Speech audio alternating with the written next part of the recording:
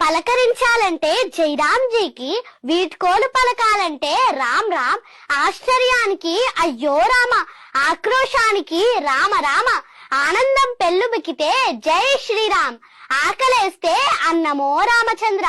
వ్రాయడం ప్రారంభించే ముందు శ్రీరామ నీవే కలవు, ఏ రక్ష లేకపోతే శ్రీరామ రక్ష. అందమైన వాళ్ళు రామ చక్కని వాళ్ళు.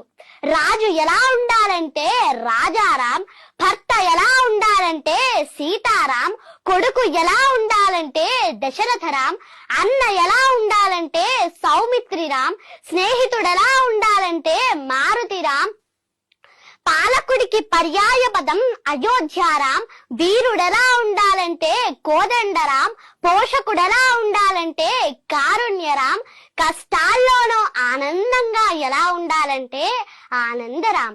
అవును, అంతా రామమయం.